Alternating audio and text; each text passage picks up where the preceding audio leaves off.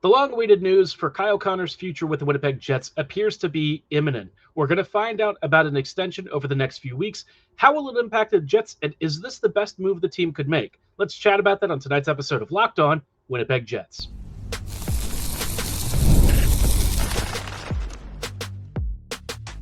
You're Locked On Jets, your daily podcast on the Winnipeg Jets, part of the Locked On Podcast Network, your team every day.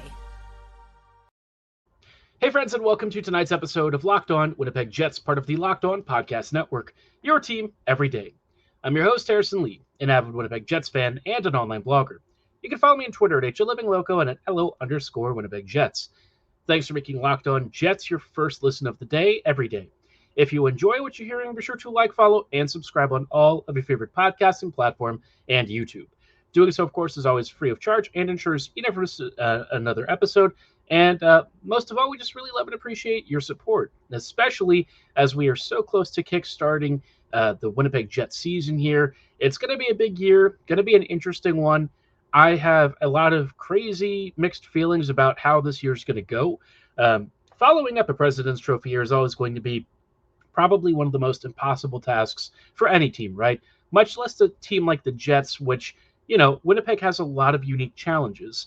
And as a result, you've seen different decisions made that maybe you think make sense in the long term, maybe you question a little bit. One of those kind of stems around re-signing players, right? How do you choose who to prioritize? How do you, retain your star players? And which ones really should stick around and be a part of your core?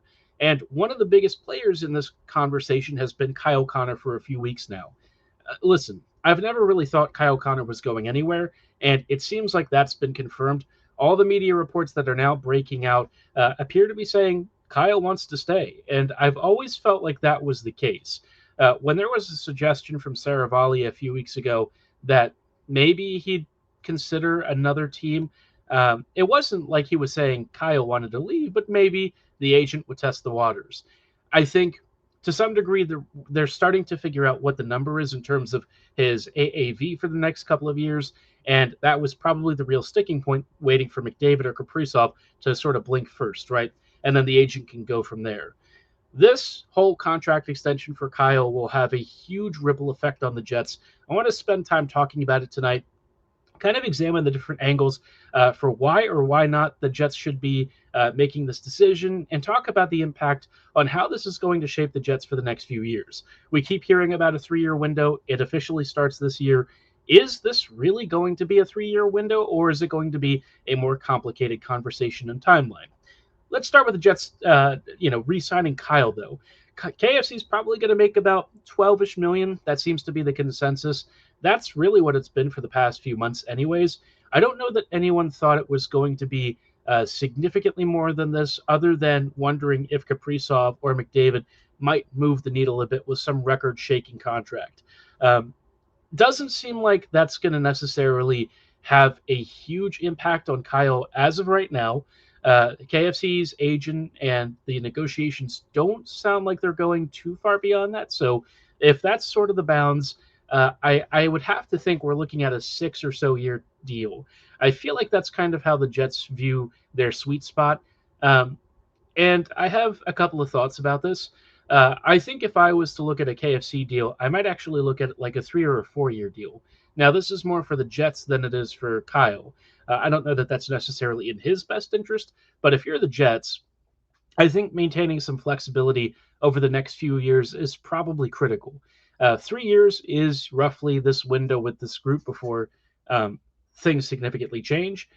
And for KFC, maybe he also wants to test the waters at the end of that deal, right? Because that's about when the core is going to start slowing down. All of the guys are going to be in their mid to getting closer to late 30s, and maybe KFC himself is not going to be quite at the races as he used to be. So there's a lot of stuff at play here. Now, the one thing that's always been very consistent is that Kyle likes playing with the Jets. He's always been a Winnipegger in many ways at heart. He doesn't really seem to be displeased with the living conditions. He's happy to stay here. You don't hear him complaining about anything, which is more than we can say about some other players who have walked through Winnipeg stores and unfairly judged the city in a lot of ways. Kyle's never seemed to be unhappy. He seems to love it here. He calls it a family. And so the fact that there was ever a thought he could leave was sort of something that I had as maybe an outside chance, but a very outside chance. So now the Jets have their poster child. It seems like he wants to stay. They're working on a deal. And I think the fact that they're leaking numbers maybe about the AAV tells us it's probably close. Usually the Jets don't start showing their hand until they're much closer to dealing with some sort of resolution to an incident or a negotiation. And I think in this case, we're probably going to get a contract extension here in the next week or two. I think they'll settle it before October starts. Really before the season starts in October. I think we'll get that announcement pretty soon. It sounds like they are pretty far along. And Chevy didn't exactly say it's done, but, the more that he speaks about it, the more it suggests he's confident it's coming to a close. So for me, Kyle is one of the most interesting case studies for the Jets because with him, Winnipeg is very good. Without him, the Jets are a lot less good, but they might be able to do some stuff with his cap space to really raise the floor on the rest of the team. And I think that's always been a conversation where, KFC is kind of in many ways a luxury player, and yet he's also a really important part of the offense. And, those two things kind of exist in parallel, but there's a tension, right? And I think the question has always been, are you really willing to commit to what KFC brings for $12 million plus for however many years he's asking for? Can you live with the defensive deficiencies? Are you comfortable committing to the fact that he always wants to play with Scheifele on the top line? And I think that's it's been a complicated question. The past year or so, KFC really turned his game around. The top line was a lot more like a break-even top line to slightly above break-even. So, it's better than it was. I guess the question is, how long of this version of KFC do you get? And is it going to be enough to where, the rest of the Jets can kind of follow along and, the rest of the team is improved along the way? I don't know. The Jets have often been a little bit of a top six, bottom six kind of team. It's been a while since we've had, like a really super deep squad like the 17-18 team. Last year's team probably got the closest, and it was still lacking that 2C. So KFC's cap hit's going to be pretty major. It's going to limit some decisions, I think, going forward. Not as much as it would have been in previous years because, the reason he's getting 12 mil is the cap's going up by a pretty fair margin. Revenue continues to be good, but we know that the Jets are not likely to be as big of a player in this new era of the NHL and the mega massive contracts. This is probably as much as I think the Jets are going to be willing to spend on a single player, unless their name is McDavid. The Jets probably aren't playing in the crazy pond. They have their cap and salary structure. I don't think it's as rigid as it used to be, but they're not going to just throw out money for the sake of throwing out money. They have their own considerations, and they want to make sure that they are maintaining the business side in a really strong way. And I mean, they've done that really well, so I don't see that changing. This will be the first really big boy contract that they've ever really given out. We haven't seen anything in the 8-digit range before. Usually it stops in the 7s. Even with Scheifele and Hellebuck making like $8.5 million, that wasn't in the 8 or 9 figure range. So this will be a fascinating one, right? Is this going to be the trend for the Jets going forward? Are they going to break the bank on a Morrissey? I think he's the next big one that's going to be a huge conversation. Obviously, you have to bring him back, and I think the Jets view it the same way with KFC as they do with Morrissey. So going to be a very interesting future, and I want to chat about this whole thing with the Jets and really the future and this 3-year window. It's kind of I would say, a concurrent conversation. And I think for the Jets, a complicated one because how they approach this is probably different than what I think I would have preferred, especially as we go towards really the twilight years of this quarter. We'll chat about that and sort of the implications of all of this in a brief moment. But before we do, wanted to let you know about why FanDuel right now is the best opportunity to win big as the NFL kicks back into gear. Football season is here, and FanDuel is making sure you're ready for a kickoff with a can't-miss offer. Right now, new customers can bet just $5, and if your bet wins, you'll get $300 in bonus bets to use across the app. Obviously, the NFL has already been in swing for a few weeks, but the excitement is only building as game scores keep coming in. Results are all over the place. We saw a surprisingly close battle between the Dolphins and Bills for Thursday Night Football. Monday Night Football promises to be primetime TV with the Lions going up against the Ravens. It's a crazy weekend, crazy start to the season. And if you think you know who's going to win some of these matchups, or you think you know which players might show off their MVP stuff early, this is your time to get your $5 bet in right now. It's quick, it's easy, it's safe and secure. And again, if you win that first $5 bet, you get $300 in bonus bets to play even more. So, ready to play? Download the FanDuel app now by visiting FanDuel.com and get started. That's FanDuel.com to place your first $5 bet.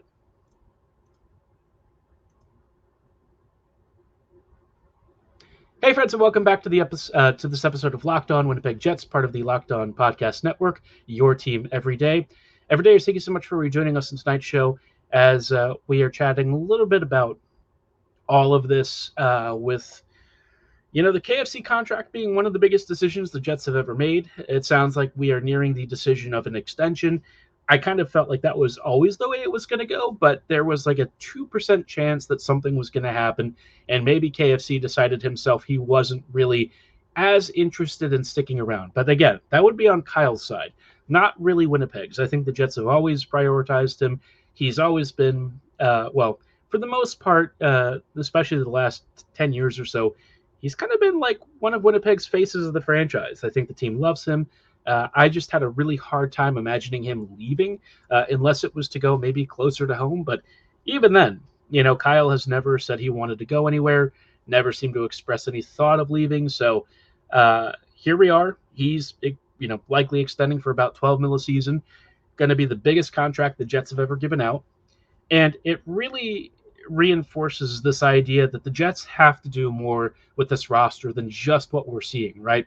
And I think for Winnipeg, we're starting to see them try and extend the lifeline and lifetime of this core, which I don't know if that's really going to work out.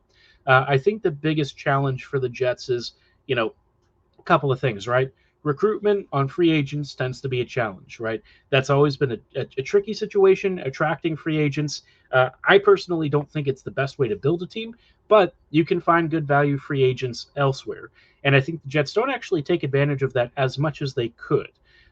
Even if you have to pay a slight premium for some FAs, there are certain guys who I think, maybe struggled to get roles elsewhere, but had something in their profile that would be a really good fit for the Jets.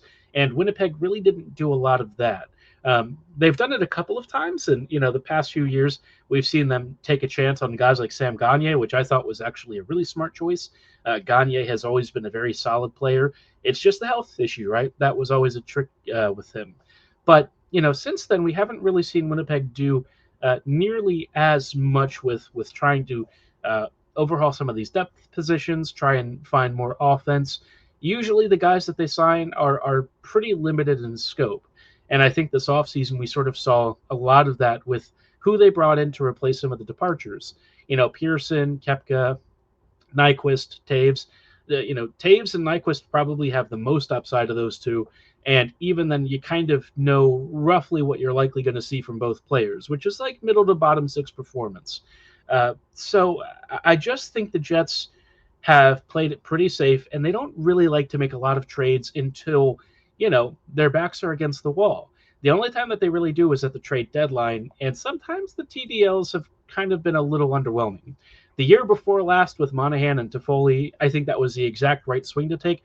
It didn't work because they were just too slow, and I think maybe I underestimated how much that would be a problem in the playoffs. I knew it was going to be an issue to begin with, but it was much worse than anticipated.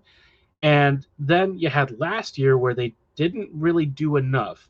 Shen and Tanev, they're fine depth additions, but I think for what the Jets were kind of trying to sell them as, considering they sort of missed on Nelson and didn't really end up with anyone else, right, you sort of understand the game. This is not quite what you were expecting. Plan A didn't go according to the book, and plans B and C, I don't know if the Jets really had them, but it didn't really pan out the way that I think they were expecting. So even then, it wasn't cheap. And it kind of brings me to this whole thing of the Jets needing to find a way to raise the ceiling. Because challenge 2 is, if you're not recruiting free agents and stuff, you have to draft top end talent. And Winnipeg has a solid prospect pool, but it's middle of the pack. A lot of the guys that I rant and rave about and are very excited about, I see them in middle to bottom six roles. I think they're going to be fantastic depth players. I think maybe 2 to 3 guys have some upside for more, but that's really hard to reach that level. And so, just being realistic and trying to look at the likely outcomes for Winnipeg, the Jets are going to have to find some way to add more talent. I think Scheifele, Connor, Helly, Morrissey, as these guys all age out and get, towards the end of their best years, you're running out of time to make this team really click. And so I think this year, I'm hoping that like Lambert, Yeager, and company really strike gold with the Moose. I think a big confident season where they look like they're ready for serious pro duty would go a long way towards potentially making next year very interesting for the Jets. I really hope that Winnipeg, when they're doing like this year of what feels like maybe I don't want to call it like a toss away year because it's not, and I don't think the Jets would ever describe it that way, but they're not as committed to it just yet. I think this is a good stopgap season where they try to take stock. They can, figure out if any of these prospects are ready for serious pro duty next year, and it gives them some, breathing room to plan out, right? And if this year the Jets do really well and get into the playoffs, great, job done. You don't have to worry about the prospects until next season. But if the team doesn't do well, you can start to think about maybe calling some of them up. Maybe you start to integrate them more into the team during injury spouts. So, I just think that there's a lot of ways this year could go, but I think Winnipeg really needs to take a long, hard look at the future and age of this group and understand that as these guys get older, this team is not going to be able to compete the way it once was. You've now, you're about to commit to Connor. You've already committed to Pionk, Kelly, Scheifele, etc. It's a lot of money. It's a lot of years on these guys too. And sure, they're going to be good for many years to come. I don't really worry about the next 3 to 4.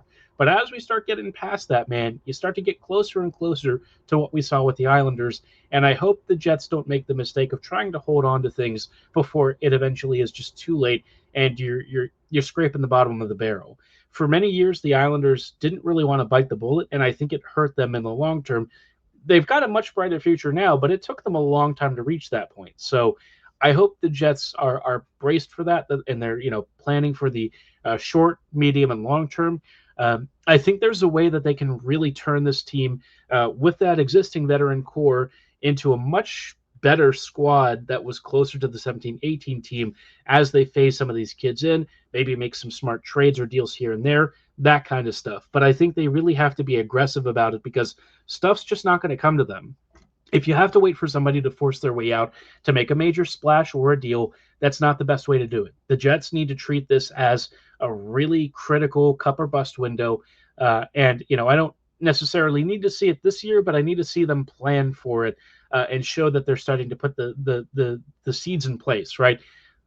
Plant the seeds, get ready for it. If this year doesn't work out with this group, that's okay, right? I'm not upset if the Jets maybe have some issues. Maybe they don't even make the playoffs, or maybe they do. It's a short round trip, and the Jets start thinking about the following season. But we need to see them really take this evolutionary step forward, because I feel like we're really at risk of watching the team slide into this middle ground and purgatory of being decent but not amazing or great. And that's where I think the Jets don't want to be. You don't want to hit that spot. It'll be fine for keeping seats filled for the most part, but eventually even that runs out, right? You need an exciting product. You need something to really sell people on. And I think at some point, the lack of playoff success is going to start to weigh heavier on the minds of Jets fans. It's been a challenge for the past couple of years. Last year was the first real taste of actual playoffs that we've had. That was fun and enjoyable and had some vintage moments that I think all of us are never going to forget. And we want more of it. That's what we're looking for. So, now that you've got KFC likely to be signed here, you've got your other older guys ready to go and already locked up. It's time, man. And we keep talking about this 3-year window.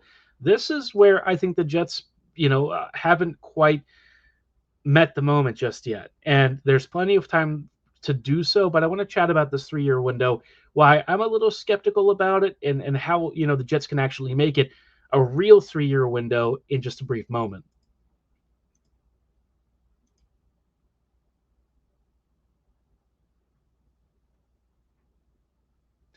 Hey, friends, and welcome back to this episode of Locked On Winnipeg Jets, part of the Locked On Podcast Network, your team every day. Every day, thank you so much for rejoining us on tonight's episode as we are sort of wrapping up with the implications of the KFC contract, some things that have been challenging for the Jets, and how they need to really take this next step and grow as an organization, right?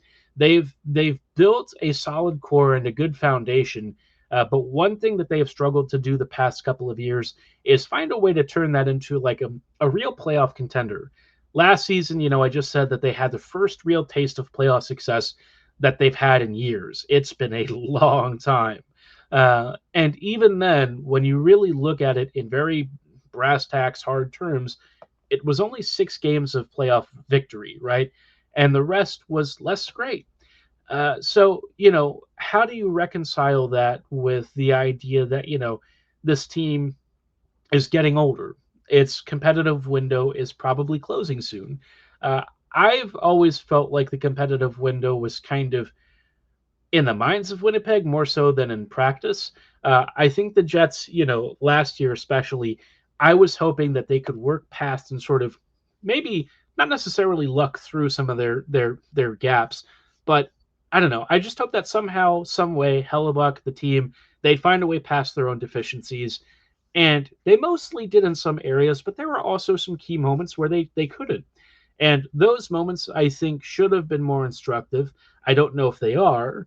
I think the Jets at times have felt like things are good and that they can come back and just try again, that they don't need to rock the boat because they won a President's Trophy. They were the number 1 team in the NHL. Why would you need to change? And I think that is where Winnipeg is missing maybe that next step to reach the Panthers. Florida will always have some advantages that the Jets don't. And I think that's something that's a very real challenge for the Jets.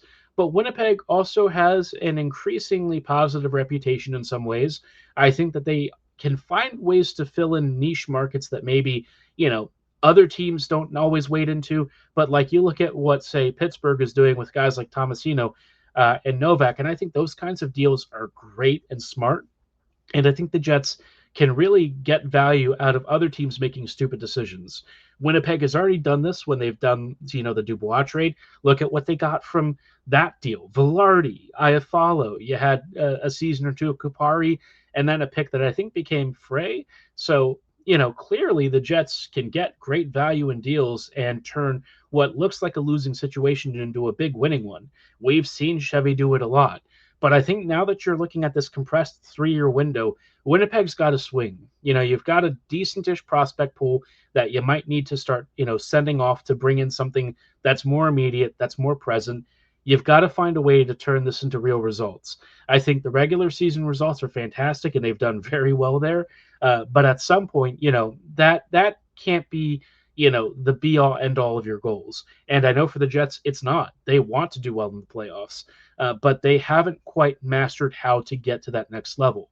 And I think that is where, the focus for me over the next couple of years is really revamping this core, supplementing it with the right depth, and getting this team into a better state where once you start adding, it's not just building the team to be a competitive state. You are pushing it over the top.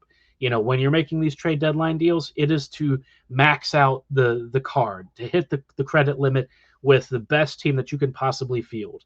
I think Winnipeg has had enough gaps to where when they make a trade deadline acquisition, it's not really to push the team absolutely over the top. It's actually filling a pretty bad need that existed at the start of the season. A lot of the teams that make these luxury deals aren't necessarily doing that. They're looking to try and add like a Paul Stastny to your third line, which, that's pretty freaking crazy to say, but some of those teams have gone that route. And I think if the Jets can get back to that point, the next 3 years are going to be a lot more fun. And I think the Jets could find themselves really being a pain in the Central. As it is, they're already a very tough out, especially in the regular season, but that playoff issue is going to be a bit of a sticking point until they can find ways to start playing that style of hockey. it's not that the game so much itself changes, but the quality of competition does. And you're not facing the crapoo teams of the bottom of the West anymore. You're going to be facing great teams that have earned their spots too. And I think if the Jets can get to this point where you're getting a good return out of your prospect pool, whether they're in your lineup or you're trading them for immediate help, that's going to push the Jets into a better spot. I don't want to see these next few years kind of be this middle ground of great in the regular season, crap in the playoffs. I don't want to see that be the legacy of this core. I think that they are capable of more.